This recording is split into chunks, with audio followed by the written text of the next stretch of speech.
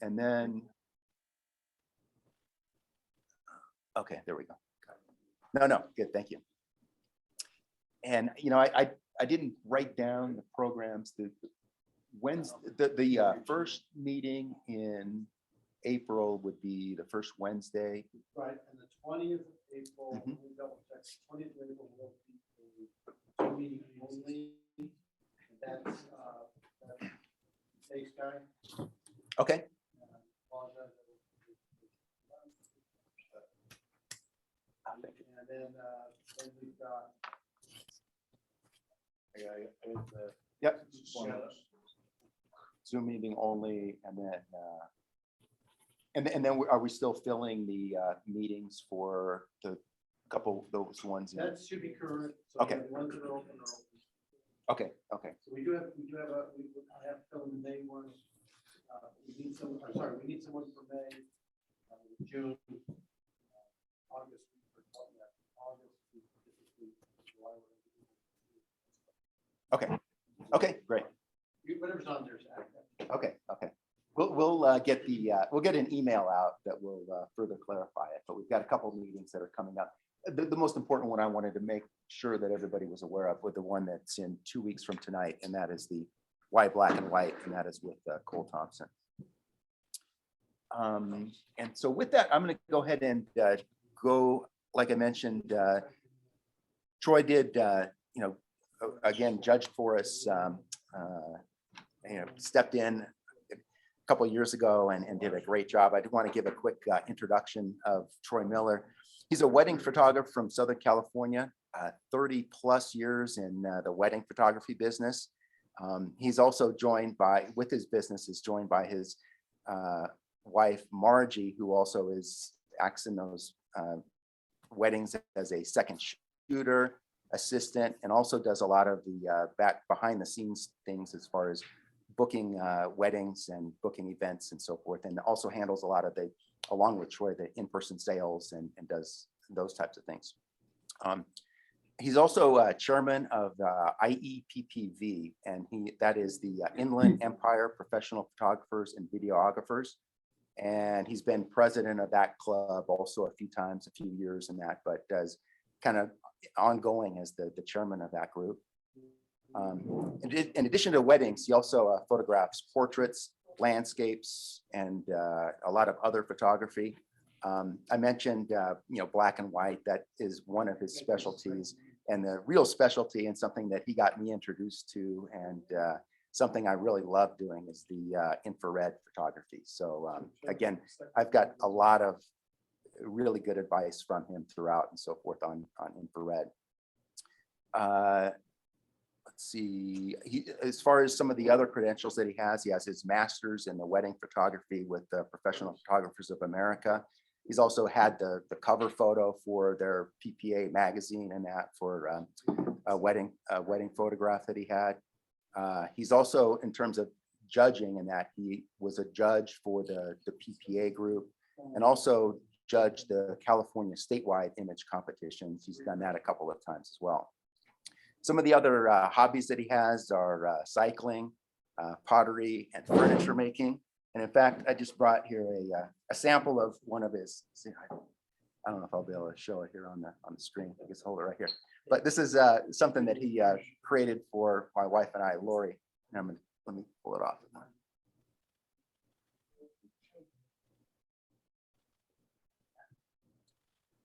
Yeah, I'll do that here in a second.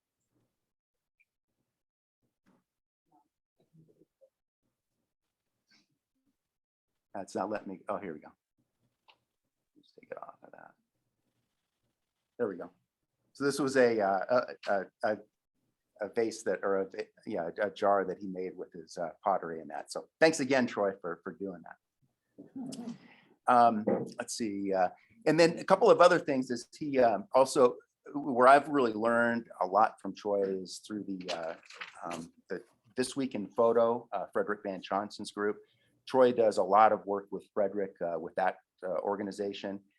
And what I've really, have learned a lot from is his critique, similar to, you'll hear him go through some of the critiques here tonight, But just some of the experience and some of the suggestions that he's provided in those critiques has been extremely valuable to my photography in that. So again, I've learned so much from him in many different ways. So again, we're really honored to have him here tonight.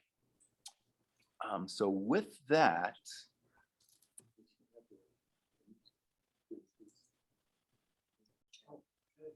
so you'll share screen with me because I have the images there. Yeah, yeah.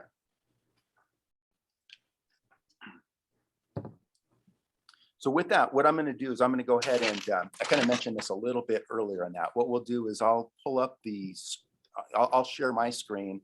That will have all of the images. Like I say, I think there's 68 or 69 images that we have here for tonight. We'll roll through those. The first go around, I'll go through them fairly quickly. It'll probably be like 10 seconds per image or whatever, maybe even a little bit less than that. What that does is it gives the members an opportunity to look at them, vote on that voting form that I think you all have been able to access on your phones. And you'll vote. Scores there will be from 5 to 10. And then what we'll do is once the member voting part of that is done, and while we're rolling through that, Troy will have a chance to see those images himself. Then what we'll do is I'll go back through the same images, we'll go a little bit slower. Like I say, probably, just doing the math on it, if we want to have that take roughly an hour, that would be pretty close to 60 seconds per image. And that will give Troy a chance to give his score also between 5 and 10. And then he'll give some of the critiques and comments and what he sees in the image, and some of the factors that go into the score that he's selected. So with that, I'm going to go ahead and pull up my Lightroom. Yeah, so it'll be the Lightroom catalog. Share screen.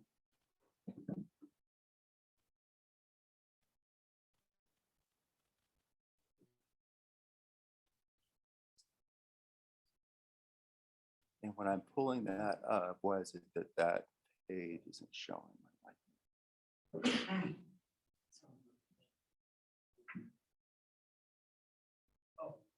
see if this goes.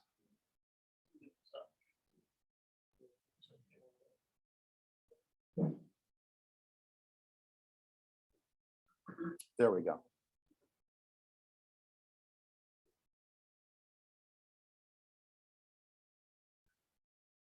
Okay, so I will pull up.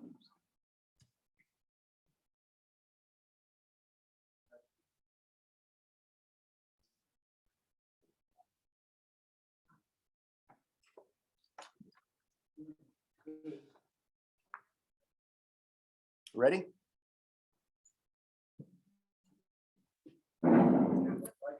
Darkness. Making some adjustments in here. Hey, Chuck, stop it. Okay. Title of this one is Big Cat, Big Eyes. So remember, slide to the left and right, see 8, 9, 10. Right. If you hold your phone horizontally, landscape wise, then you can see see that. Okay, we'll move these along a little bit more quickly now. Okay, the next one is Granby Dock.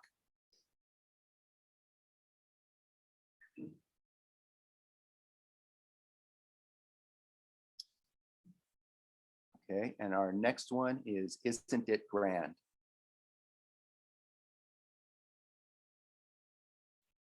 Oh, wait. Okay.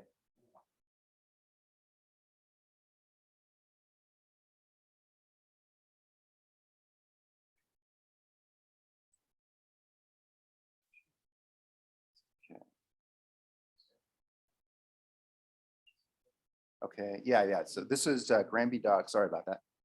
Isn't It Grand? Okay, the next one is Mile High Seats.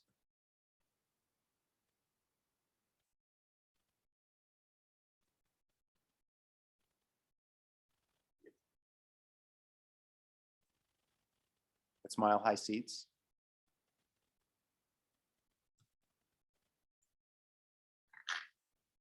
Mother Goose. It is delaying a little bit, isn't it? Yeah, you gotta do something. Okay, there you go. Mother Goose.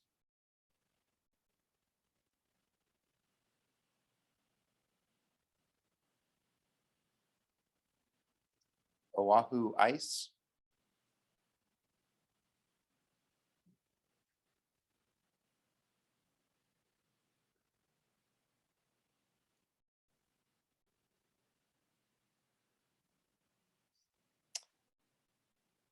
Tag, you're it.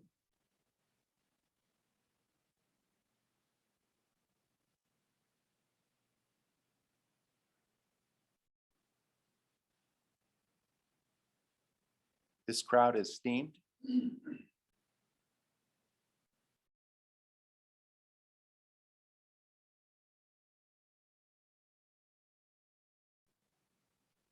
What you looking at?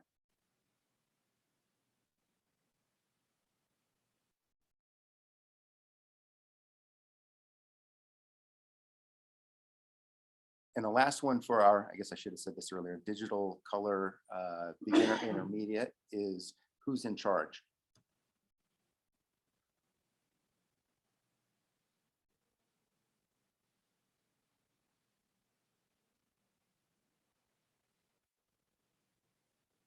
Okay, so you should have all of the, at least an entry in each of those. There were 10 images altogether there in the, again, that was in the digital color beginner intermediate.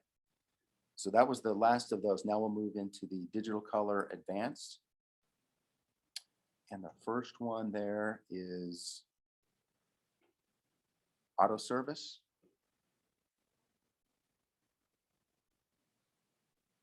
I think. Sorry, that's what it is.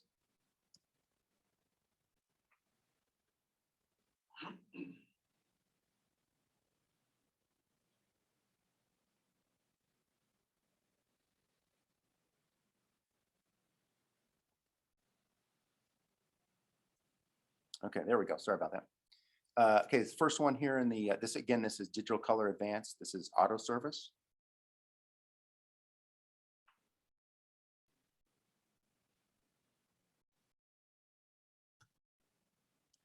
Bathed in evening light.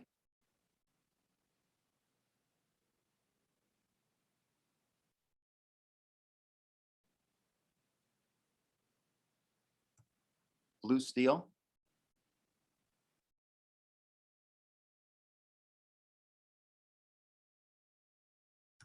Broken heart.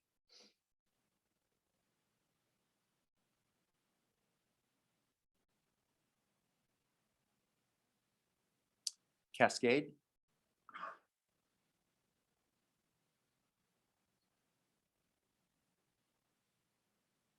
Created by God and wind.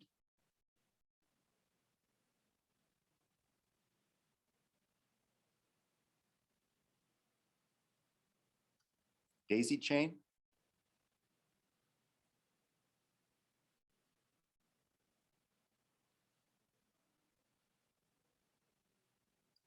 Dusting of snow.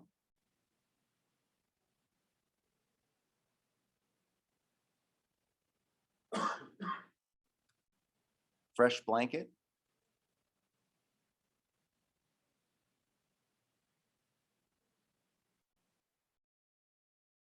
Good morning.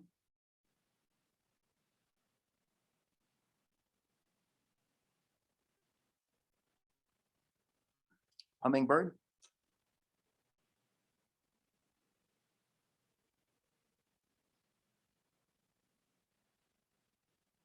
In the spotlight.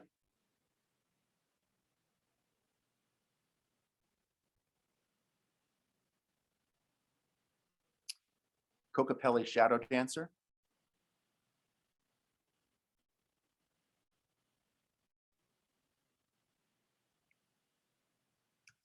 Mammoth reflections.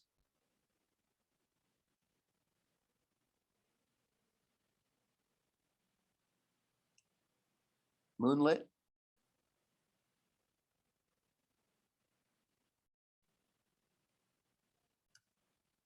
Oasis.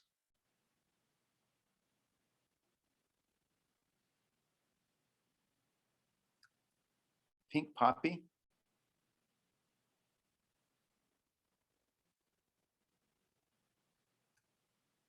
Reflections.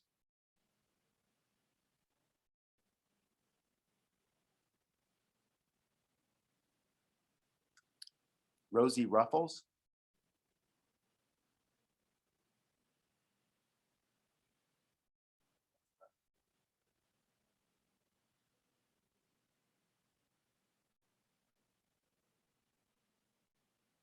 Sir Nasal-Lot.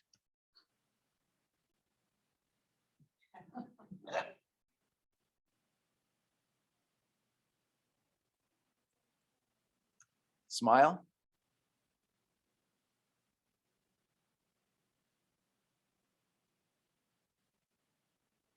Soaring.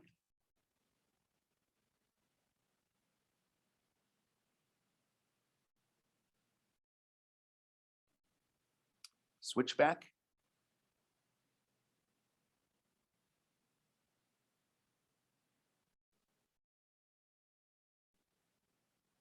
The Future.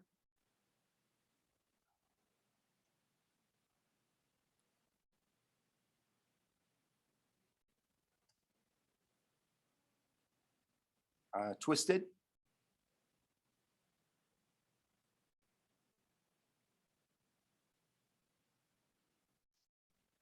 Two Pair.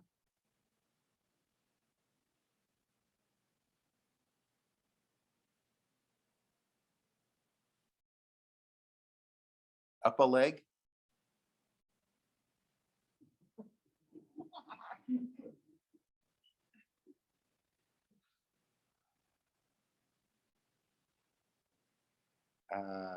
Wild Mustang Love. No, wait for it. Sorry. Water Forest. Sorry about that. It's ahead of myself there. This one again is Water Forest.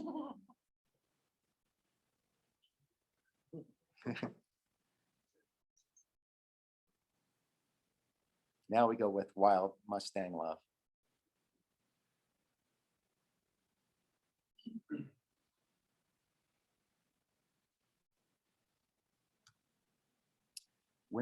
Windblown Sphinx.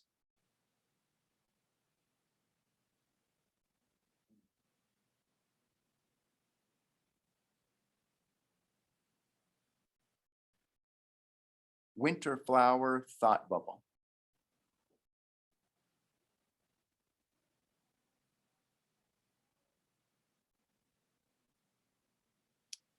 Whiskers.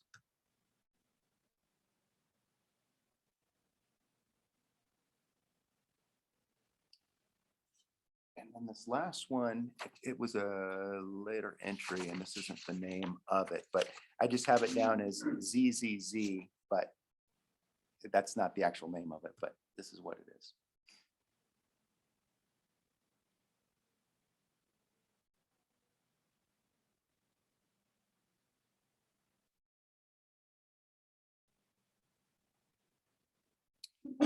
But yeah, so that was the end of our, like I say, the digital color advanced category. So I think we had a total of 33 in that category. So I will back out of there, and then we'll move into digital monochrome. And this category, we just have two. So this is digital monochrome beginner intermediate. And this one is Seeking Shade in the Serengeti.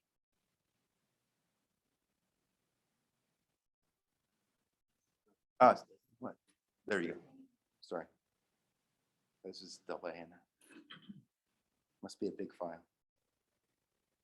Again, that one is Seeking Shade in the Serengeti.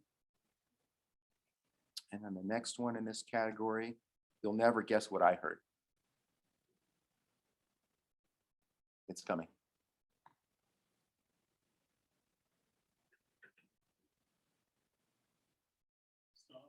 There you go. So again, this one is you'll never guess what I heard.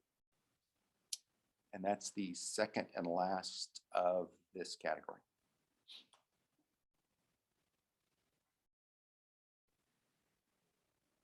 All right, now we'll move on to digital monochrome advanced.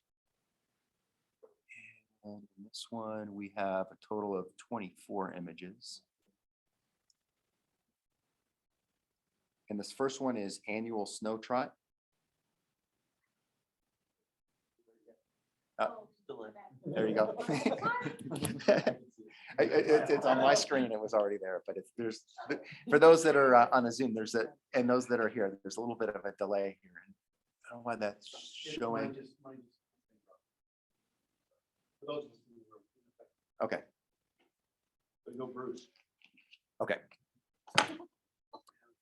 Noted. So again, this is the first one in the digital monochrome advanced, and that is annual snow trot.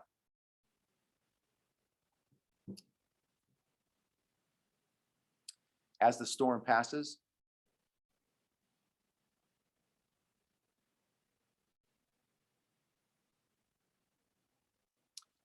blanketed,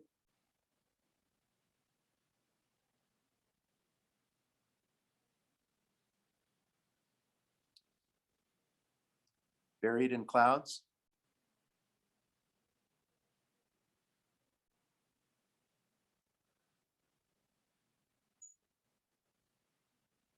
dancing cosmos,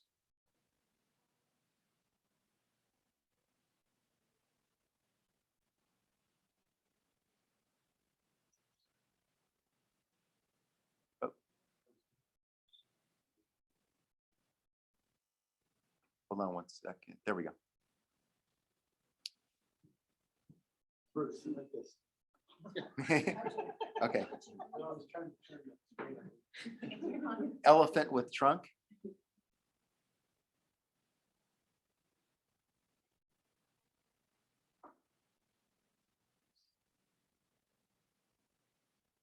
frozen stars,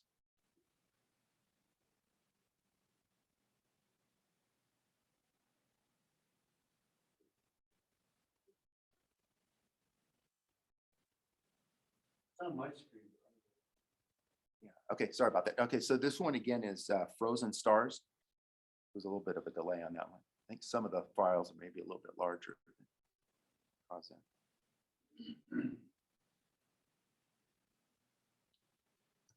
And then frozen.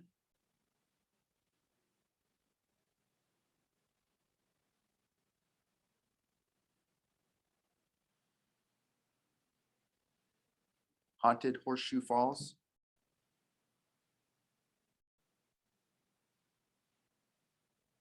Again, a little bit of a delay here. There you go. Haunted Horseshoe Falls.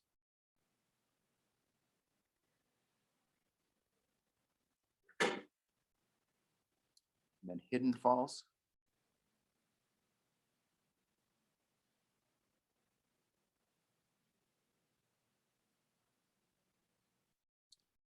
King of the Hill.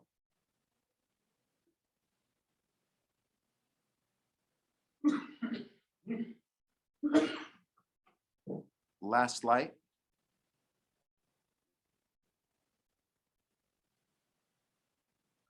That's somebody, yeah, somebody was trying to get in there also. Okay, thanks.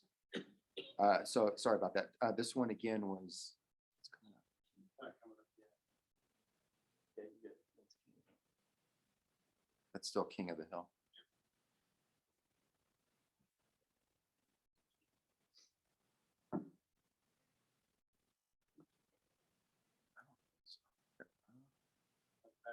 That's bad.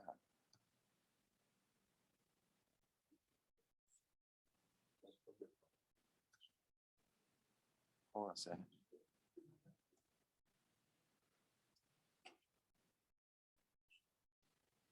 Yeah, so usually I get it on my screen right away, but that's. Yeah. Hold on a second here. Let me see what's going on with that.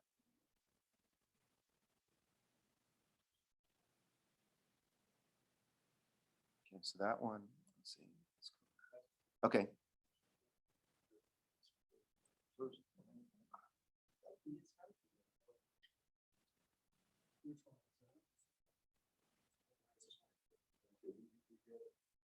That's Haunted Horseshoe Falls.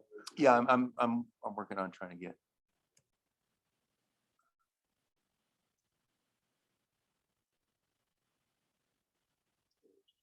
Okay, King of the Hill. Let's see if we're back here. Okay, here we go.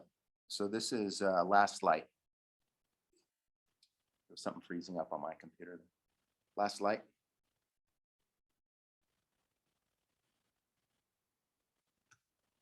Lazy Days.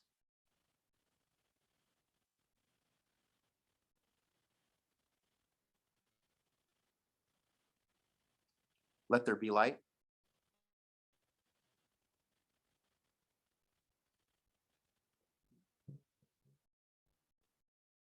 Lonesome.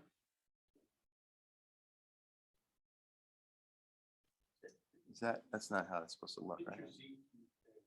Sorry, was that last one? Was that last one? Yeah. Okay, yeah, that's much better now. Sorry about that. Rescore. I think we're okay all the way up to that one. This one was Let There Be Light.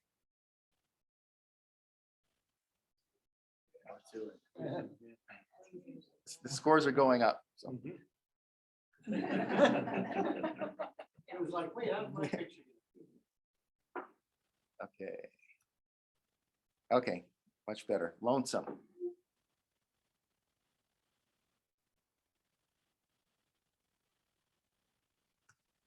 Majestic Mountains.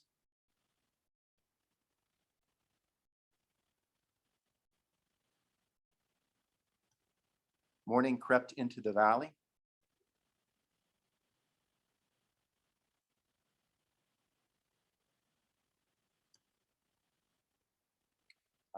Noble Light.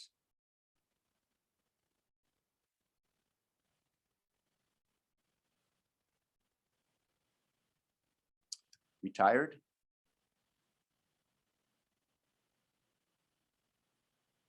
It's coming. There you go. That's Retired.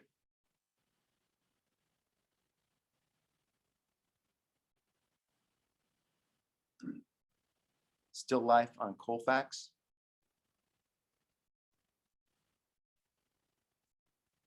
And for Troy and judging and so forth, those that are outside of Colorado. Colfax is a popular street here in downtown Denver. Ah, there you go. Okay, so again, this one is Still Life on Colfax.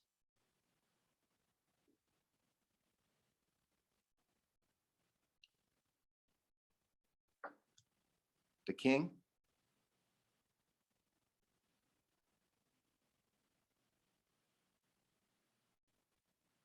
So there you go. That's The King.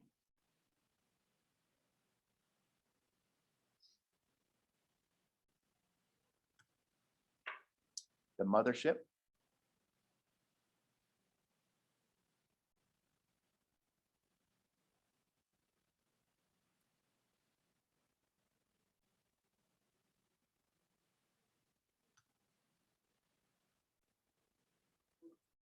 Towering over the valley. Be just a second here.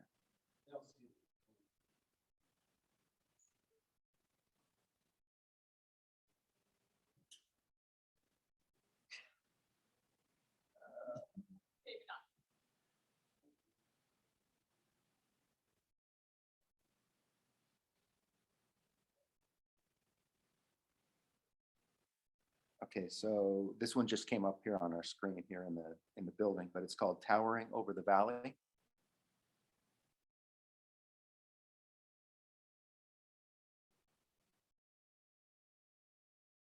And then the last image for the evening coming up here is Widely Desired.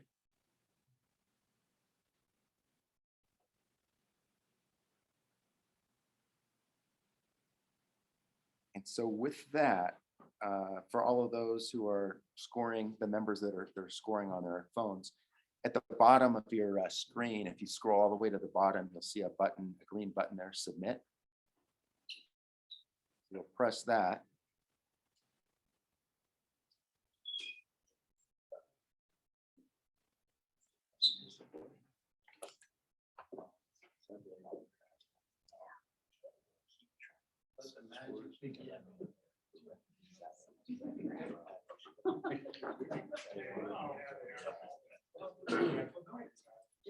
Okay.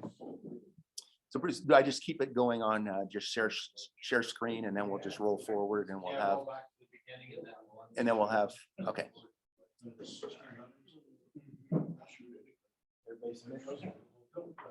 Just checking to make sure everybody is submitted, and I'm still sharing my screen up there. What we'll do then is we'll go back to the beginning, and then we'll have Troy do the commentary and the scoring from the judges side of it. So I'll go back again to the beginning, and that will be the beginner, intermediate, color.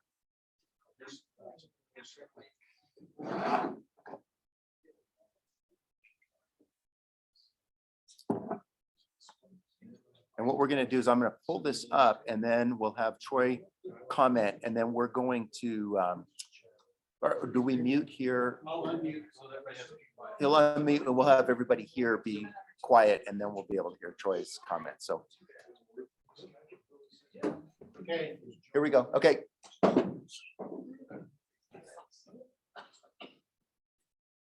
Are you ready for Okay. me? Troy, you're on, and I'll. Okay. So I gave this one a 6. I love the fact that we've got the whole body in there, and the eyes really are peering into me. The thing that I really kind of struggled with was how tight this image is cropped top to bottom, and that the body isn't centered left and right. I really feel like that could be better. And also, doing a little bit of work in the eyes would really help this image a lot. So bringing up the brightness in there a little bit could really help. Okay, thank you. And this one again was Granby Doc. Randy Doc. So these are really amazing shots, and I love the serenity in this. For me, I felt like the sky in the distance is really sort of the brightest object, not the dock. And the dock is really our subject in this. I gave this a 7. And what I would really love to see with this image is bring the dock out, dodge that a little bit, brighten that up just a tad, go a little bit deeper on the colors and the distant tones. The reflection, I'll let that pop a little bit, but the dock is hidden. It doesn't stand out. It's kind of muted in there. So I was at a 7. 7. Okay.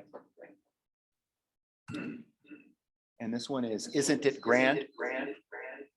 Isn't it grand? So what a great title. It was easy to understand exactly what we were looking at here. And I gave it, do you want the title? Do you want the scores before or after?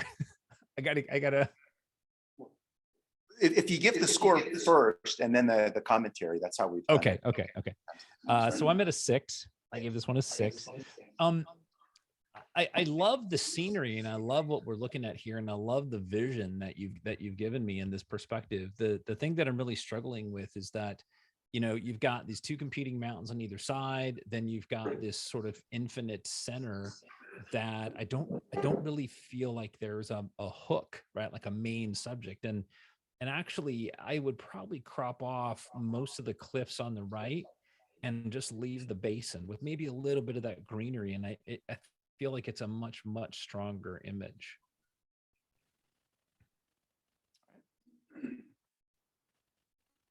Mile High Seats. Mile High Seats. I gave this a 7.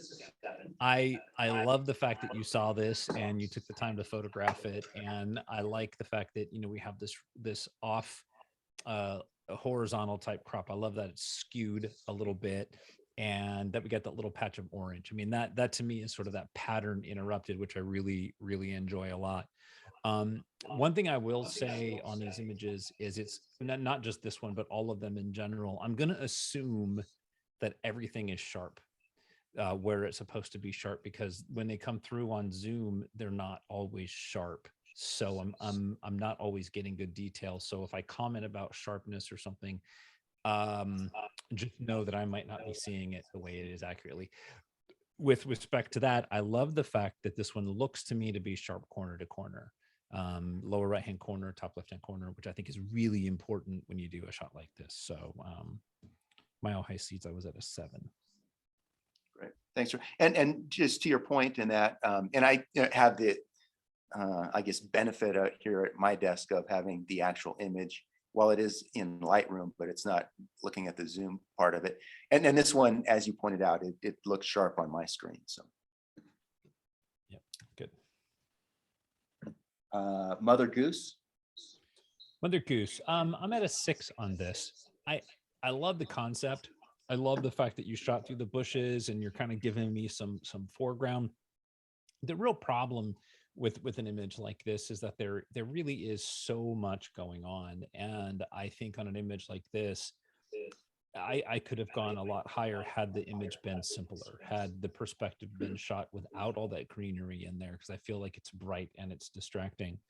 And you know, maybe you couldn't move, but I think that getting these guys more alone or more compressed with a long lens from the front shooting into mom, those kind of things. So the way the image is presented here, I think that green that you're shooting through is more distracting than it is helpful.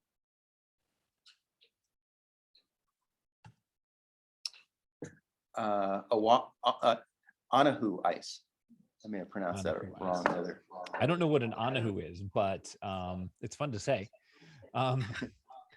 This is a really fun abstract, and I really love the abstracts. I'm at a 7 on this, and the patterns are really wonderful. I love all the triangles. The thing on this one, and this is one of those sort of focus issues that I'm not really sure about, but I wish it looked like it was in focus all the way across, right? Like the center seems sharp to me, but the top right-hand corner is sharp. The lower right hand, the left hand, lower left hand, the top right hand, they're not. And so that what that tells me is the camera was tilted in perspective to the ice. I would probably push it even closer for this image. So I would have gone higher in score if it had been sharp all the way through. All right. Tag, you're it.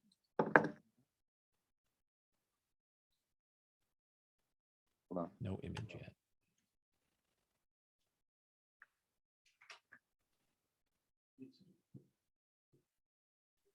Froze on the ice again. Yeah, hold on a second. Let's see.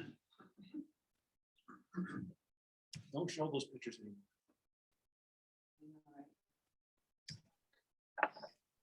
Okay. Okay, is that it? Sorry about that. Tag, Yeah, you're it. No, tag you're it. I'm at a 6 with this one. I love the timing. I love, this is super cute, right? Like this is a really fun image, but it doesn't have like a foreground, a middle ground, and a background. It doesn't have a lot of that other elements to me, and the quality of light. So it really just feels like, oh, there's moment happened and I got, you know, I quickly grabbed the shot. What could really help this image, though, is some dodging and burning, bringing the tone to the elephants themselves. The ground, the background is the same tone as the elephant, so everybody kind of blends in. So everything sort of gets the same amount of attention. I love your presentation, that you put that little key line on there. I think that's nice. It's a nice finish. So with this one, I was at a 6.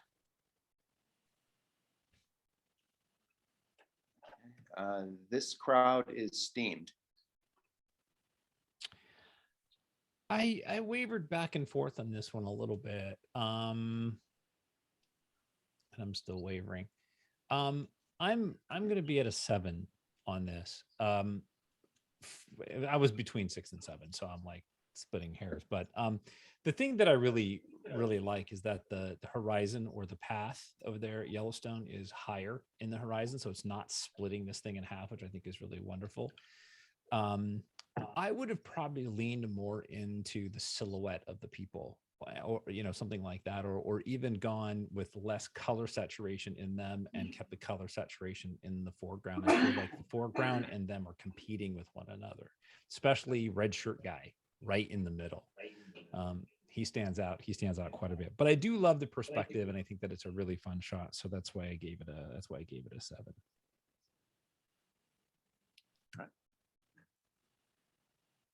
What you looking at? What you looking at? I gave this one a 6. I love the fact that they're so close together and they look like, you know, they're best friends or they're brother and sister, or, you know, they're just, I love that. the parts about this image that I do struggle with is one, they're sort of dead center horizontally, which I don't really think we need that. We have room on the back that we could trim off maybe half that space on the back. I think that would help a lot. And I also think that if we have the space above their heads, I would love to see that. Right now, it feels too tight and it's too compressed, and there's too much tension because we're so tight. Also, just some clever dodging and burning just to bring out that fur, the highlights in the fur, and bring the highlights in the background down just a tad, because they're not silhouetted. So let's get some light in there. All right. Who's in charge? Who's in charge? I'm at an 8 on this, and the thing that struck me right away was the painterly look and the intention to really just get me to look around, and it felt soft, and I like that. And I hope that was the intent of the maker, was to do that, because I really feel that this is like a pencil drawing or something. So somebody really put a lot of effort into it. I wish it wasn't a whole bunch of behinds, but I I understand you get the perspective you get, and that's fun. So, and I think the title is really clever. Some of the grass that we have in the foreground, if you have the Photoshop ability to do that, I would pull some of those out. I feel like especially the closest ones, the soft ones, I think they're more distracting than helpful. And I think that would help push the viewer into the image a little bit more. And I would do some burning around the edges and the corners in the foreground to draw us into the image more. Right now, it's sort of evenly toned all the way across. And remember, if we can see where you put a vignette or a dodging and burning, it's too much. So just a little bit. All right. Are we good to move on to the next one, Chuck? Okay, great. Let's move to the next category, which is going to be the advanced color. Let's see.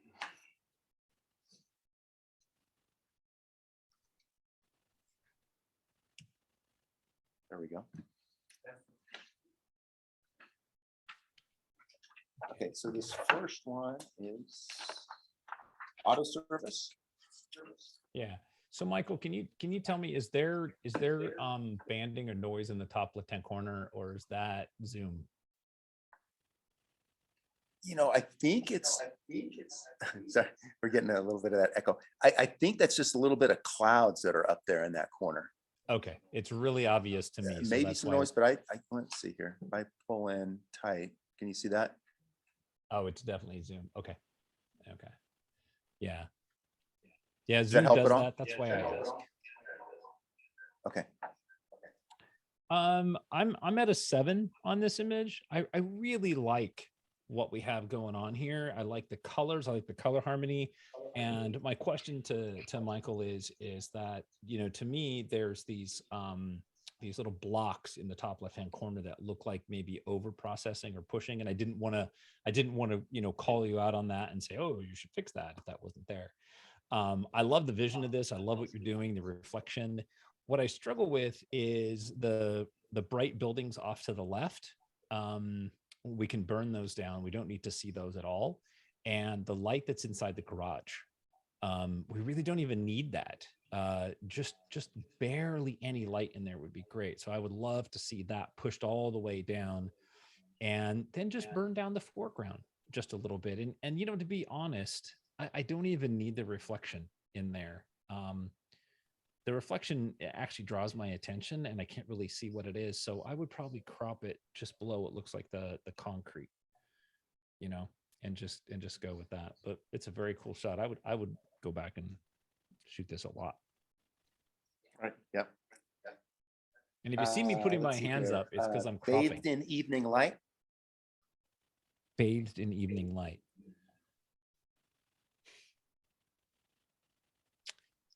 I'm at a 6 on this one. I love the overall perspective, and I love the fact that you're there when the light is better, right? the challenge with big landscapes is getting that sense of depth and drawing the maker into the image. And so this image to me feels flat. I don't see any dark shadows. I don't see any blacks. And then the specular highlight, the highlights right in the clouds and stuff, there's no range in there. And I would really love to see some range because I know there's texture in those mountains, and I know that that's amazing. So for me, I might even crop in a little bit tighter. We don't really need that river in the foreground. And I feel like there's a lot of space over to the left that really doesn't add to the image. The sweet spot is dead center, right? So a little up from the bottom, a little off from the side, and increase that contrast and saturation a tad. All right. Blue steel. Blue steel. I'm at a 7 on this one. I love the lighting. I love the pose.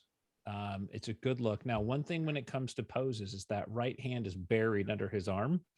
I know that makes his biceps look good, but it makes him look like his right hand is kind of weird, right? So what he needs to do is take that hand out and lay it on his elbow, on his shoulder, and kind of relax that a little bit. It'll still look really good, but it looks more natural without that hand buried in there. So I tend to see that a lot.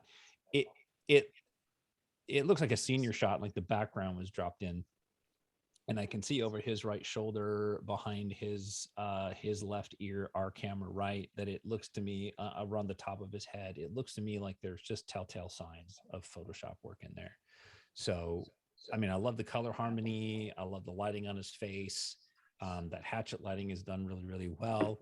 I'm sure he loved it. I would work on cleaning up that background just a little bit, and I think that would help this a lot.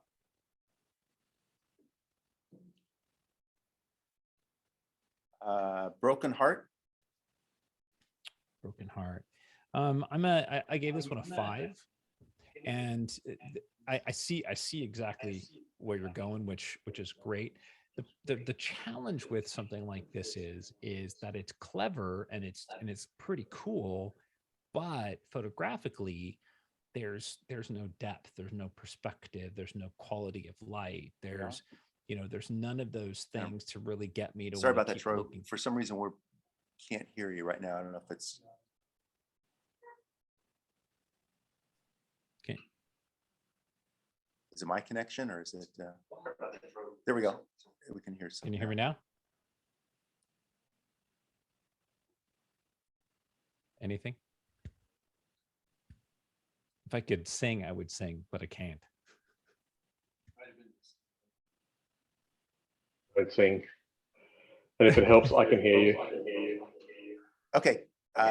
So- Sorry about that, Troy. We broke right as he started in on this one. So Okay. Can you hear me? Can you hear me okay now, Michael? yeah. Now it's fine. Yeah. Okay, great.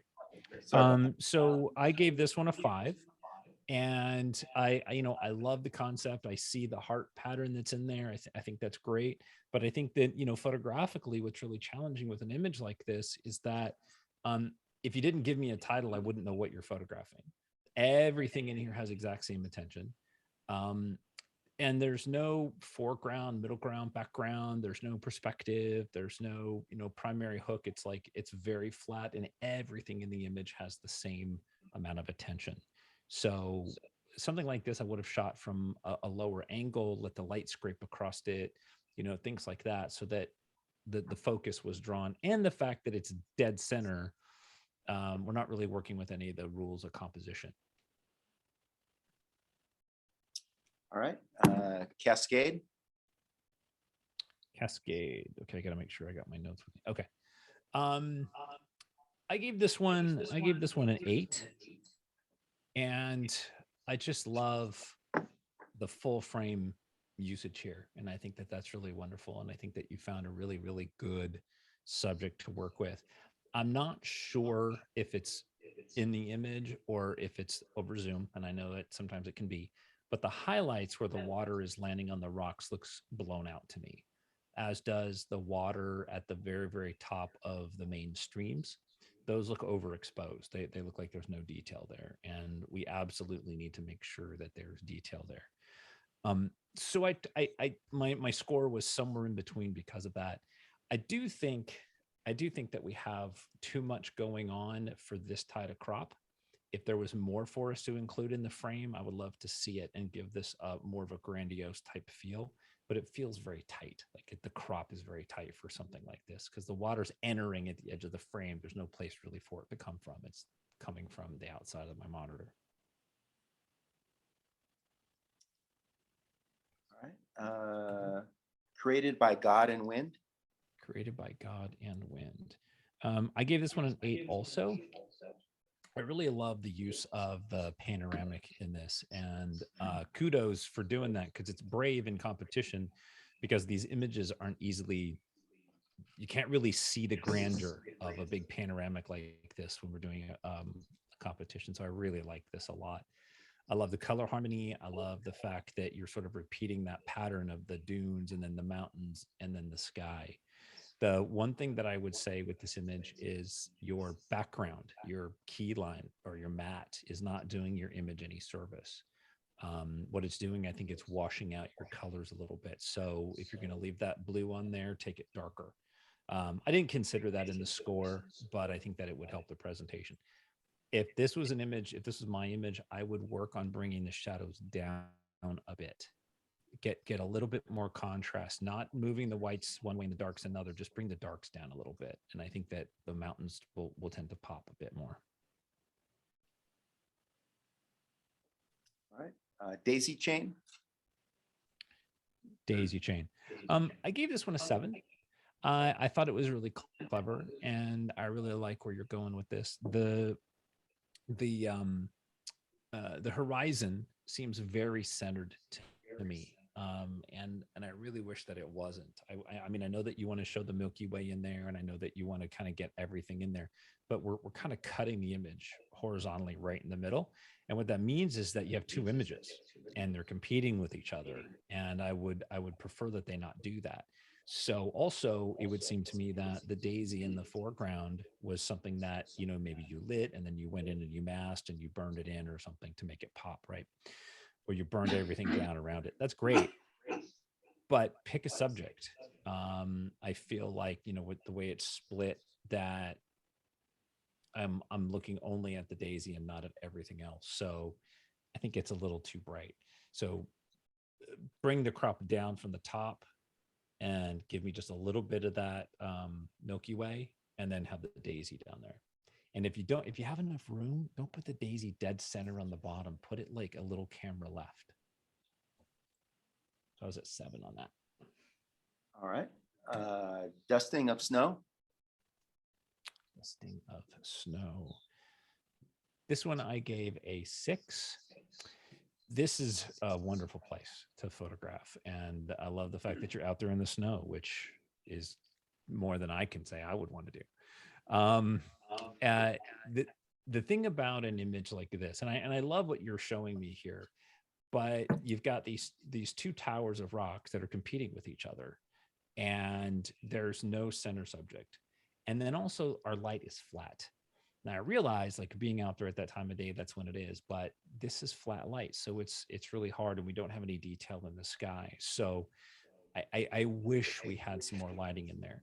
You could do some dodging and burning to maybe bring down one of the pillars and draw us into the image even more, like into the group on the left. That might help. And this might also play better in black and white, because then it'd be more about the shapes.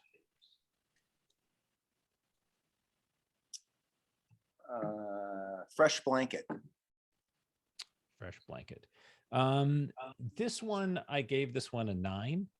I really love this a lot. One of the things that I think that is so wonderful here is that, one, you have all this amazing texture. You have the sky in the background is dark enough, and yet you can still see the snowflakes, that it sets the mountain off from the background, right? And so you can really see all that texture. So I really like this, and it looks like there was some attention to detail, like keeping the corners from going too bright and keeping us into the image, which I really appreciate. And it looks sharp corner to corner, best I can tell. So kudos to the maker for that. Good Morning. Okay, where am I at? Okay, so good morning. I was at an 8 on this one. And one of the things that's really wonderful about this image is that it's so simple. It's so simple and it's so powerful, and we just don't have a whole lot of things in it to distract us. And I really appreciate that. Um, I like the crop, but I might remove some of the space on the left. I really don't think we need that much. Um, Mostly just to kind of move our subject down in the frame as opposed to on that center horizontal line. I don't think it plays well there. So maybe just cropping the bottom and a little bit of camera left would help. Um, Other than that, I think it's an incredibly wonderful image, and that's why I gave it an 8. Hummingbird. This one I gave it a 7. Hummingbirds are tough. Hummingbirds are hard to capture. So I love the fact that you got this. I can't tell if the eye is sharp. It doesn't look like the eye is sharp to me. It looks like the breast and part of the wing is sharper than the eye. So I'm assuming that that's the case. I didn't really change my score too much for that. But one of the things is that anytime you have a subject that's just hovering in space, it doesn't do as well as giving it context.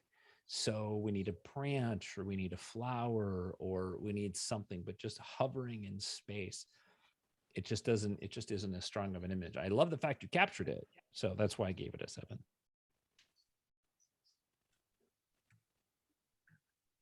This is In the Spotlight. In the Spotlight. I gave this a 6. And I love the abstract nature of the blue and then sort of the white or the warmer tones or the brighter tones at the bottom. So I think as an abstract, I think that it's very, very strong. It doesn't really go much further than that for me, because this is, again, one of those images that it's just one subject throughout the whole frame. And I don't really feel there's a lot of depth or play of light. Or something like that. So also the trees at the bottom, they tend to feel overexposed to me. So again, that might be zoom, but I would say make sure that you bring down the tones in the white trees further, add maybe a little bit more saturation, a little bit more color to them, a little bit more yellow, and let the background, the blue, go darker. And I think you get more separation, and then this image will become more moodful and more powerful.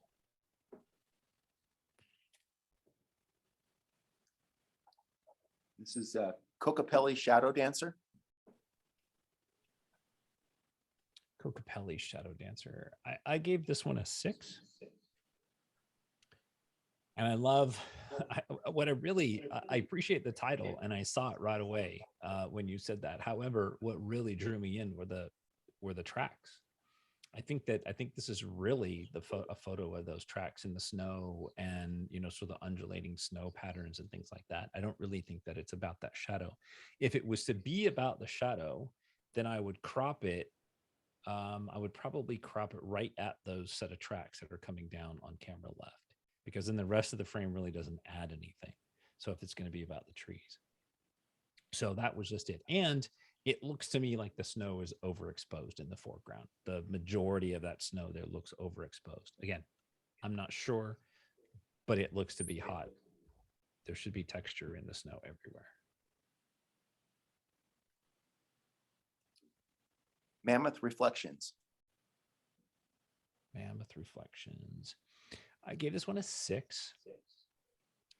I love the colors in here, and this is one of those kind of things I think I could spend a lot of time here and photograph. I'm pretty sure that I know where this is in Yellowstone, and it's just one of those kind of places that you can hang out. I've never been there in the snow, however, so I'm very jealous. This is one of those images I wish I had in my portfolio. Again, this is one of those landscape images that I think it's a beautiful scenery, and there's a lot happening, and I think there's too much happening in the scene. You've got the foreground competing with the middle ground with those reflections, that's competing with the highlights along the mountains on the right, and then the top right corner is really bright. I think there's too many things going on. I think if we crop in on those layered reflections in the center, and we come in really tight on that, I think you have a much, much stronger image. Then you have a play of color, warm color against the cold color, and we can remove some of those other surrounding distractions. Moonlit. Moonlit, Balance Rock. I give this a 7. And I love the fact that, you know, you're out there at night in the snow, finding this composition, chasing the moon.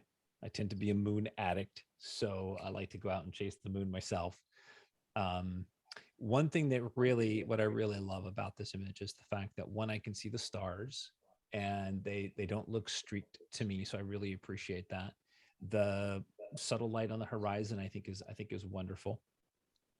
And the fact that you have light striking the rock, you know, from maybe the distant sunset or something. So I really think that's super strong. Where I didn't go higher with this is I think that this is one of those images again where there's too many things for me to want to look at. And I think that your story is really in those 3 rocks to the left.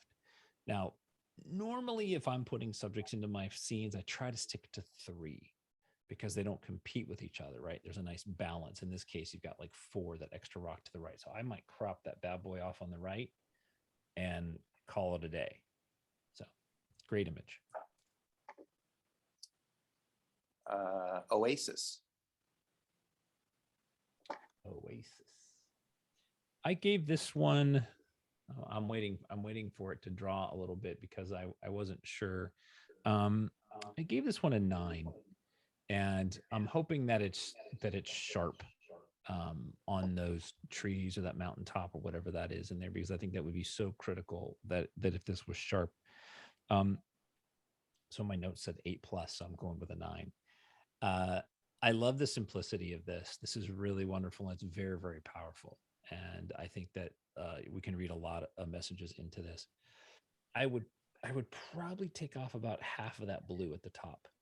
I really don't think that's helping you. And because it's such a wash of color, maybe just desaturate it a little bit, because it's really just pulling my eye in there. But other than that, I really love this image. And again, I hope that it's sharp all the way through in the center there.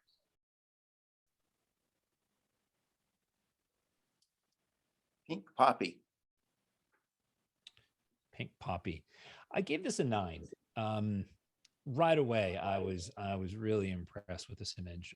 Not just the fact that you've got this really beautiful composition, that you've got these wonderful color harmonies going on, but the intention, or the intention, or of the image being balanced within the frame. Now, it's a little tighter on the top than it is on the bottom and the left and the right, and I would work on that. I would make that perfectly balanced edge to edge, as opposed to the center of the flower being perfectly centered.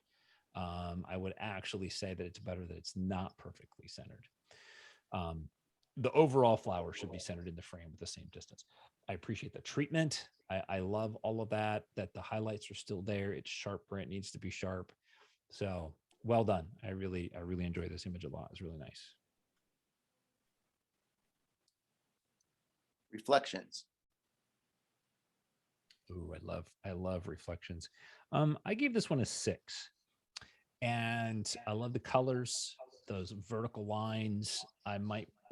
This is one of those images that it's an abstract, right? Like I can guess that it's probably like aspen trees or something, but it's abstract. So lean into that abstract. Don't make the lines perfectly vertical. Rotate them a little bit, get them off axis. Give me like a 7-degree tilt or something. That would be really great. Also, the other part about this image I struggled with was the left third of the image. It looks like it's completely overexposed. So just crop it off. I mean, you don't have to have it. There's so many things happening in here. Lean into this lower right third of the image where there's a lot of detail. There's a lot of rich color. And I think you'll have a lot stronger image there.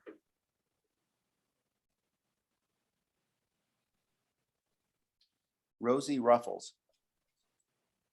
Rosy Ruffles. I gave this a 7. And the color again is wonderful. It feels a lot like that first image.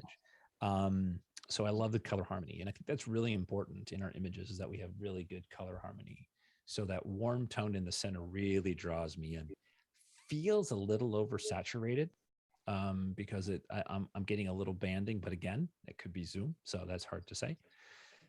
Second, I think you could crop it tighter. The lower right hand corner is really acting as a trap.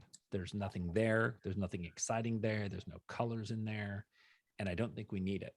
So what I would do is might rotate this clockwise and then try to find a crop, not making those petals level, by the way. I like the fact they're horizontal, but I would crop in so it's just a sea of petals. And then watch that yellow. That yellow feels too hot for me. It's really drawing my attention away from the beautiful subtlety of the pink. Sir nays a lot. Cernays a lot. Extra points for title. that's that's really great. And titles do matter, right? Like titles matter a lot to the judges because they need to know, what's going on in here. For me, I was at a 6 on this one. And as great as the title is and the expression and everything, and I get that, is the horse is shoved down into the bottom portion of the image, and the whole vertical part of the image is all the same attention, right? Everything's in focus all the way through the image, and I'm just not drawn prospectively to your subject.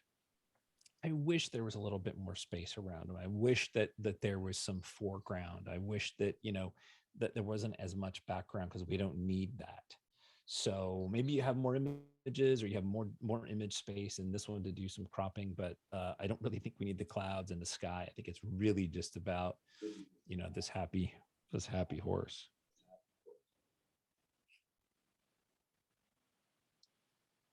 Smile. I gave Smile a 6, and I love what you saw here. I really do. I think that when you saw this, that you had a shot. Where I struggle with this image is that the building itself is exciting enough even without the people there. However, the person in the middle is the person we want, not the two people on the right, and not that right edge of the building. So this is one of those type of street photography moments that you might have to sit there, who knows, all day, an hour, to wait for that one right moment. Because I think the two subjects on the right that are walking out of the frame in the back right corner is more distracting than they are helpful. You could crop them. I think that wouldn't hurt. You could definitely crop them out, and then your image gets a lot stronger. And then burn down the asphalt. It's a little too bright.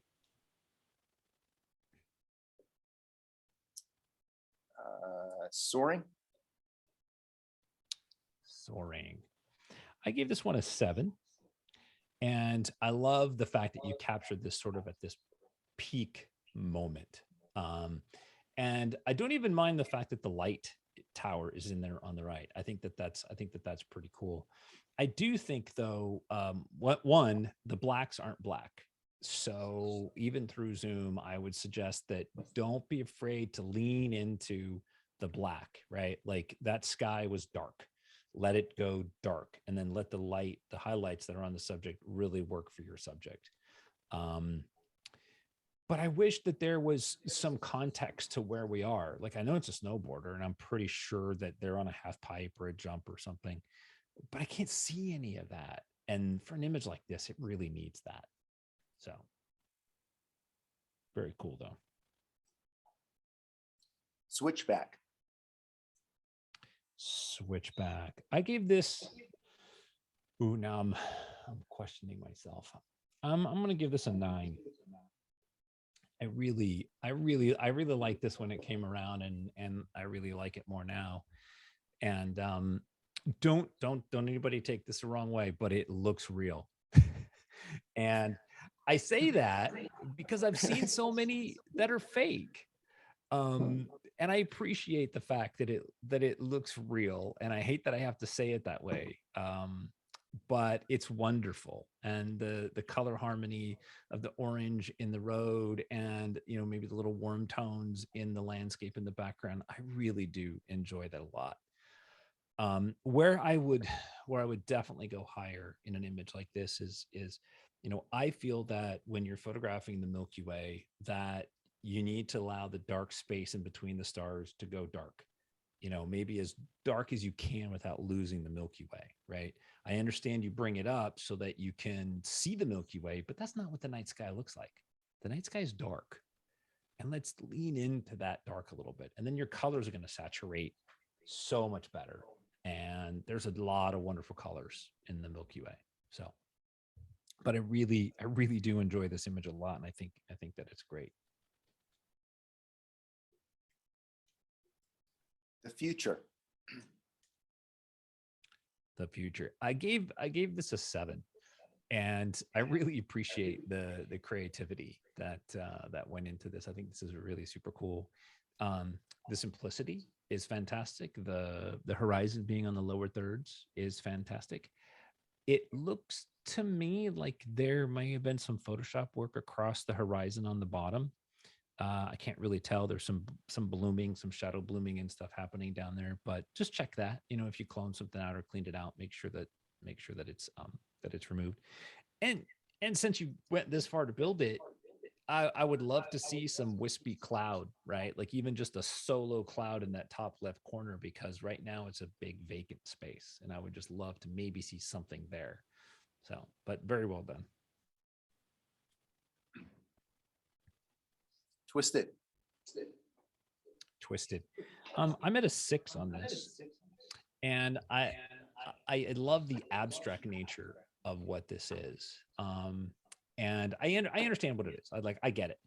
The thing for me is that you still got to kind of consider compositional rules when we play with things like this. So, you know, if this image had been like the center had been more to the top right corner, for example, and rotated counterclockwise, so the wisp came out of the lower left and led me up to the upper right and then around and then out again, that would really play to leading lines and things. But right now it's dead center, it's even, it's symmetrical. And so I would love to see that, you know, that sort of turned a little bit. Plus the right hand corner, that bright purple, I think it would be better if it was darker to kind of match the top left. But it's a lot of fun. Two pair. Sorry, I had to get a drink real quick. 2 pair. I gave this a 6. And I love I love this image. I think that it's a wonderful image, and I love that you match the border with the sky color, and you got that nice little key line in there. And I know for at least for Michael and Craig, there's a lot of discussion about key lines in my life, so it's fun to see. Where I kind of struggled with this was I felt like it's a little vacant. You know, they're just floating in space. There's really not even any color in the background for them, right? It's just, it almost looks like they're black and white and the background has some color. It just isn't as strong as I think it could be. So I would love to see some more texture in the sky, some more context around them.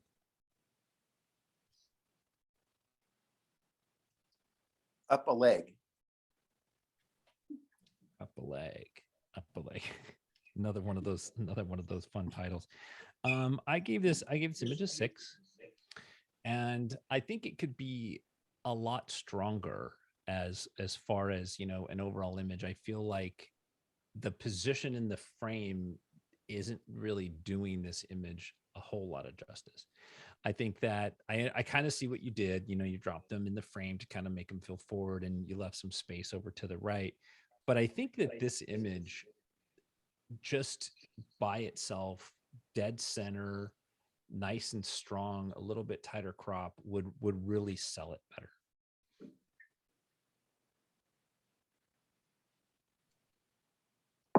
Water forest.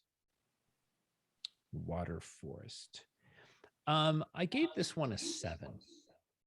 And I kind of bounced between 6 and 7. And really my thought process was, you know, it's one of those images that it's kind of flat in that I don't have a main hook, I don't have a main subject, everything kind of looks the same. And I honestly, I couldn't even tell you what it is if you didn't call it. It may not even be like trees. I don't know. And so that's kind of hard as a judge, as a viewer, to look at this and be like, oh, this is what you want me to look at. Oh, this is the primary and the secondary hook. Oh, look at the lights coming in from this way. This image is really flat. Plus we have some color mixing going on. So the top right is kind of blue, the top left corner has some warm going on in there, and the bottom half has some more warm. So got to lean in a little bit more into the abstract completely and get those color tones all the way across and a little sharper. But this is always going to be kind of tough for judges if they don't know exactly what you're showing them.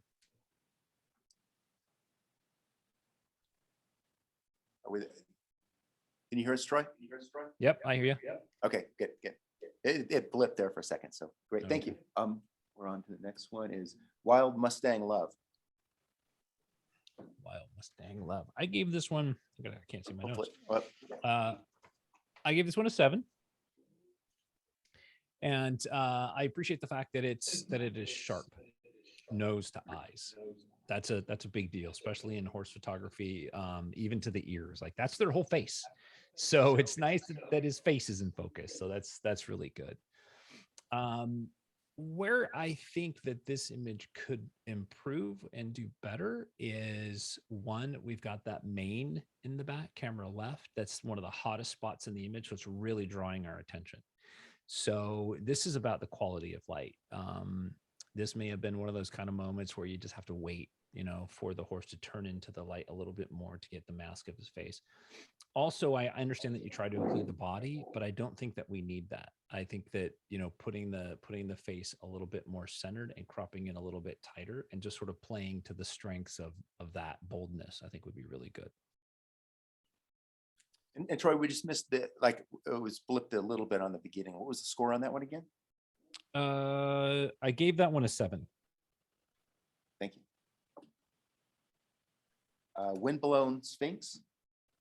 Windblown Sphinx. So I made a question mark. I had to look at this one again.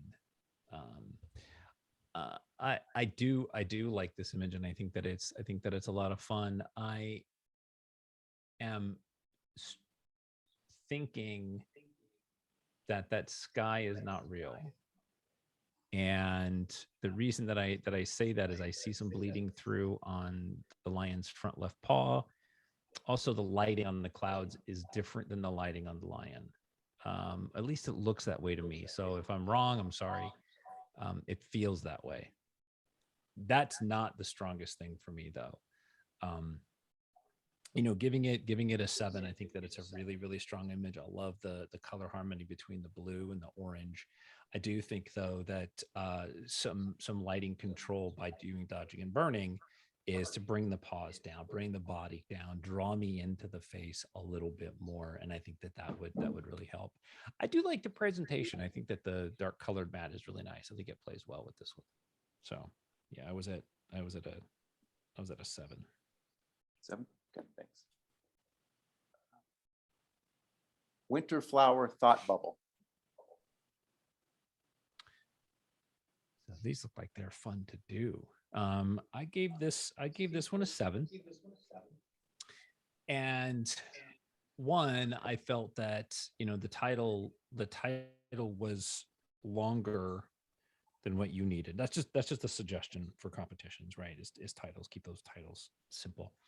But that's not where I'm at.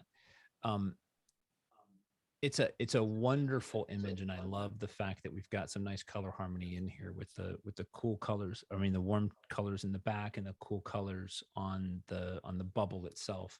However, we have so many things that were competing for my attention. So we've got the petals in the back left.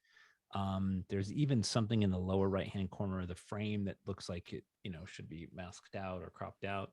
The petal in the very, very back, even the specular highlight that's striking the bubble in the top right, maybe like at 2 o'clock. And then I'm able to see through the bubble in a way that everything in there is really competing for my attention. So in this, I would say, try to get the light in the bubble, try not to light the flower as much, and, you know, create a path for my eyes to kind of follow. So still very nice, still a very nice image. Whiskers. Whiskers. I gave this one a 7. Again, this really sort of is similar to the previous one, where everything is so centered and so symmetrical. You know, from a photographically, from a photographic standpoint, you know, I don't really have those leading lines that I would like to see. However, this image is stronger in that you've got that color harmony to lead me through to the center. I still think, though, like on this image, is that having the brightest spot almost, if not dead center, is not as strong as it could be. You could crop off a portion of that top, almost to that little top diamond up there, and I think you would have a stronger image because it would lift the body up in the frame. So, but I like this. This is good color harmony, and this is good use of that. And so the next one, it got named ZZZ, but don't hold that against it because that wasn't the name of it. I just had to put it in there at the last minute. So I think that's a great name. That's a perfect name, right? Just give it a letter. That's great.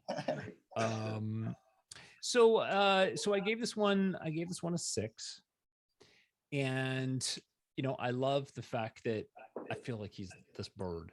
I don't even know what kind of bird this is, but he's looking right at me. I feel like he's looking right into the camera. So I think that's super cool.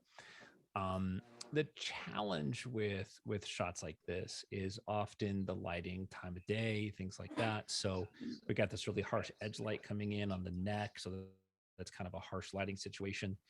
And it's just this floating head, you know, I mean, just like a human, they have shoulders, they have bodies, and nobody likes a floating head. And so I think that it would be better if this image had context around it, you know, more of the bird, more of the background, you know, more context of where it's at.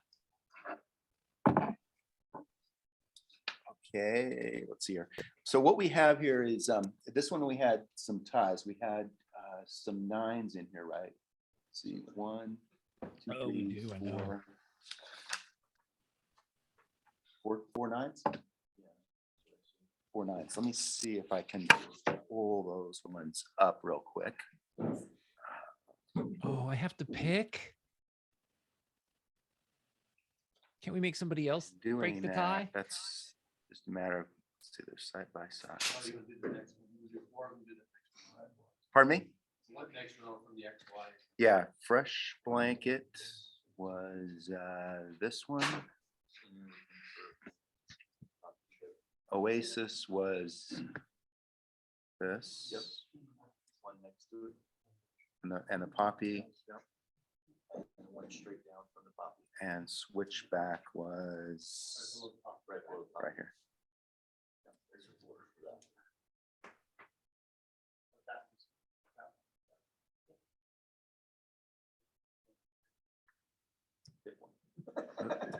that. Let me get those. Okay, yeah, shift tab. Okay, there. Definitely. See all I- 4 of and those? and So you get to pick one of those ones as the judges award. it's gonna be the one in the lower right. What is that one called? Switchback. Switchback? Yeah, yeah. That one got 2 stars. As I was judging it, I was on my notes. So that's one. We have 2 ties also that we have on the member voting here. Now, those are. So first one, the Hummingbird. Flower thought bubble. Choose between those 2. Okay, those 2. The hummingbird.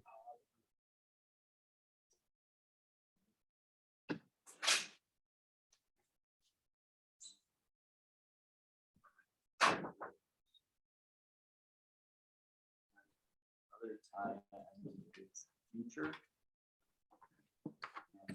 And picture would be windmills. And Ah. the lion.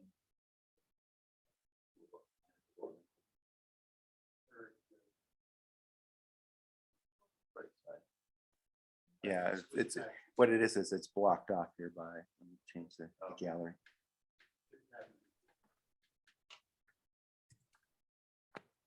Windmill and which one, the one right below it?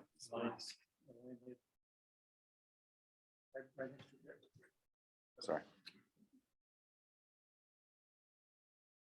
You do great, Michael. There we go.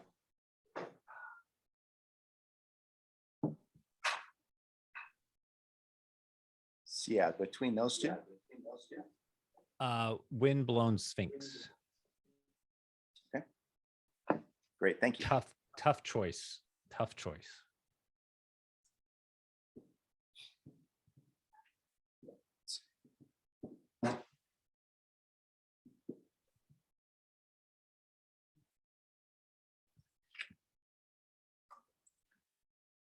There we go. Okay, now we're on to the black and white, the monochrome, and there's not as many of those, so. Okay. Are we doing okay on time, or do I need to go a little faster? Okay, so this is the beginner intermediate digital monochrome, and this is the first of two. This one is Seeking Shade on the Serengeti. Okay. Are you able to hear me now? Yes, yeah. Okay, yes. good. I want to make sure. Seeking Shade and Serengeti. So I gave this one a 7. And I love the whole context of what you have here. I think that it's super cool. I love that you've got that horizon on the lower thirds, like way down there. It does feel to me like it's tilted clockwise. So we have a little more horizon on the left than we do on the right. Also, you've got a little tiny bit of brush coming in on the left edge, right about 9 o'clock. So that's easy to clean up. The other thing for me was, I love the fact that you've got this nice composition. You saw these trees, but I don't have any foreground. And I kind of wish that we had something like lower to the ground or something, give me a little bit more perspective. But the tree is closer to camera left than camera right. So I would balance that horizontally really well. Other than that, I think it's a really wonderful image. And this is really, the tree is really the hero in there. And the second one here is You'll Never Guess What I Heard. Right. I gave this one a 6. I think it's a really fun shot. I think that what a great moment that is. And they're just, wonder if they know the guy from the previous the leg.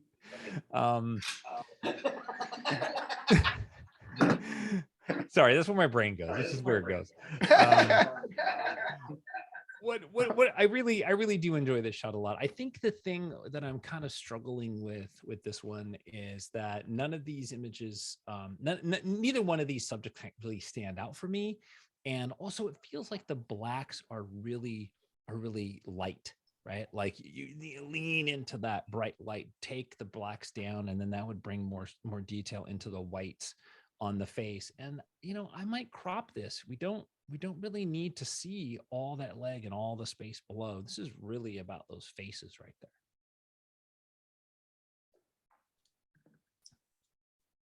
All right, and then let's see here. Now we're on to the last grouping, and that is the advanced digital monochrome.